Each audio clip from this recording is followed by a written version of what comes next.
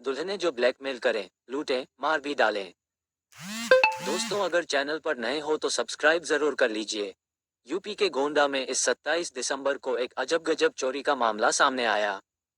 यहाँ एक नवविवाहिता अपने ससुराल वालों को नशीला पदार्थ खिलाकर घर में रखे नकदी और कीमती जेवर लेकर फरार हो गई। जब ससुराल वालों को होश आया तो उनके पैरों तले जमीन खिसक गई। उन्होंने फौरन पुलिस में इसकी शिकायत दर्ज कराई। बाद में पुलिस ने आरोपी नवविवाहिता को अपनी गिरफ्त में ले लिया। उसके साथ 4 अन्य लोगों को भी गिरफ्तार कर लिया गया। मामला कुछ ऐसा हुआ कि खरगुपुर थाना क्षेत्र के निवासी बृजभूषण पांड्या की शादी नहीं हो रही थी। तब जोखू नाम के एक बिचौलिए ने लखीमपुर खीरी की शिवानी उर्फ गोमती देवी नाम की युवती से बीते 17 दिसंबर को धूमधाम से उसकी शादी करा दी। 21 दिसंबर को शादी वाले घर पर कुछ रीति रिवाजों से जुड़े कार्यक्रमों का आयोजन किया गया था। इस कार्यक्रम में नवविवाहिता शिवानी का तथाकथित भाई और दूसरे साथी भी शामिल हुए। अगली रात शिवानी ने अपने पति और उसके परिजनों को खाने में नशीला पदार्थ खिलाकर बेहोश कर दिया। फिर अपने साथियों के साथ मिलकर शादी का सामान और लाखों रुपए के जेवर लेकर फरार हो गई। बाद में पुलिस ने लुटेरी दुल्हन समेत उसके साथियों को गिरफ्तार कर लिया। आरोपियों के पास लूटे गए लाखों रुपए के जेवरात, घर के सामान और 350 टैबलेट नशीली गोलियां व एक मोबाइल फोन बरामद हुआ। इन ठगों ने पूछताछ में स्वीकार किया कि उनका एक संगठित गिरोह है जो रुपयों के लिए तरह तरह के तरीके अपनाकर ऐसी घटनाओं को अंजाम दिया करते हैं। नवंबर 2023 में भी कानपुर पुलिस ने ऐसी ही एक लुटेरी दुल्हन को गिरफ्तार किया था। उसने पहले पति को तलाक दिए बिना 2 युवकों से शादी की और उन्हें लाखों की चपत लगा दी थी। शातिर महिला के शिकार हुए तीसरे पति ने महिला की असलियत जानने के बाद पुलिस से शिकायत की। यह महिला सरकारी नौकरी वालों को शिकार बनाती थी और फेसबुक पर दोस्ती का झांसा देकर शिकार को फंसाती थी।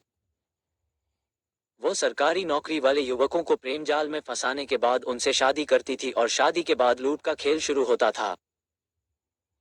शादी के कुछ समय बाद वो अपने पति से पहले लाखों रुपयों की डिमांड करती थी। ऐसा ही उसने तीसरे पति शिवम के साथ किया, मगर शिवम ने आर्थिक स्थिति का हवाला देकर उसकी मांग पूरी करने से इनकार दिया। तब उस महिला, जिसका नाम संगीता था, ने स्पाई कैमरे से शिवम के अश्लील वीडियो बनाए और रेप में फंसाने की धमकी देने लगी। इससे शिवम डर गया।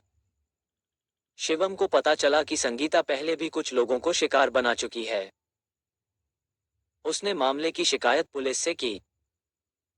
जांच में सामने आया कि संगीता की पहली शादी 2017 में आनंद बाबू नामक शख्स से हुई थी। संगीता ने नपुंसक बताकर बिना तलाक के पति को छोड़ दिया था। उसके बाद से पैसों के लालच में वो सरकारी नौकरी पेशा लोगों को शिकार बनाने लगी।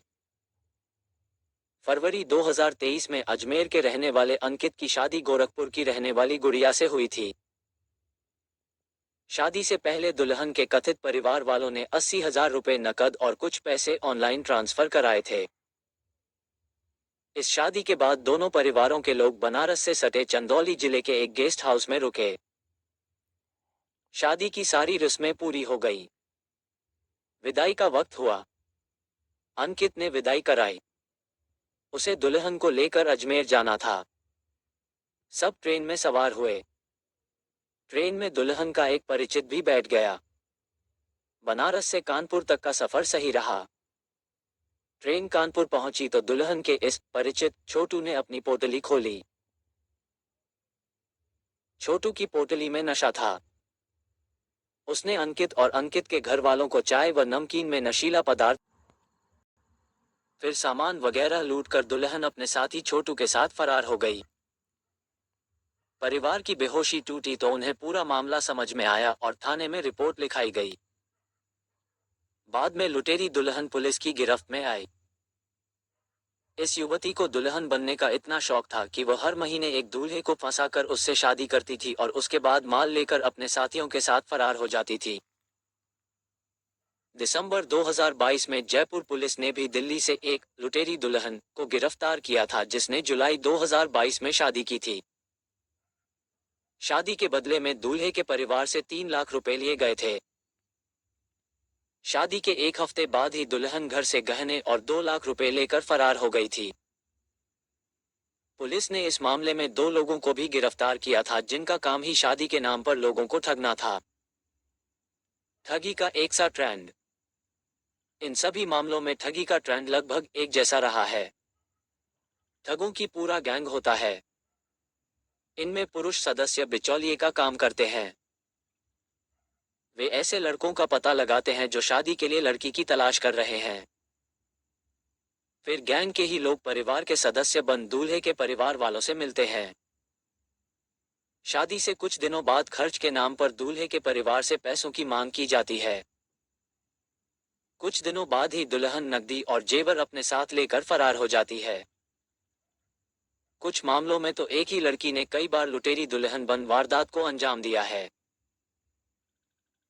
कई बार शादी वाले दिन ही जेवर लेकर दुल्हन भाग जाती है।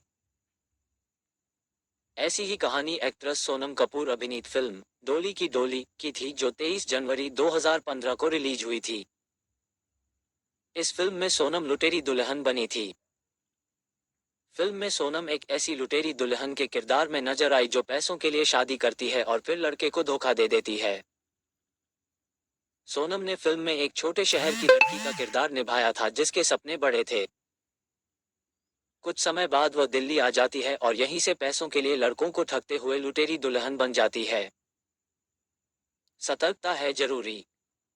शादी ब्याह ऐसा मामला है जिसमें दो परिवार मिलते हैं। उनके बीच हमेशा के लिए एक रिश्ता बन जाता है। इस रिश्ते की डोर सोच समझ कर ही किसी के हाथों में देनी चाहिए।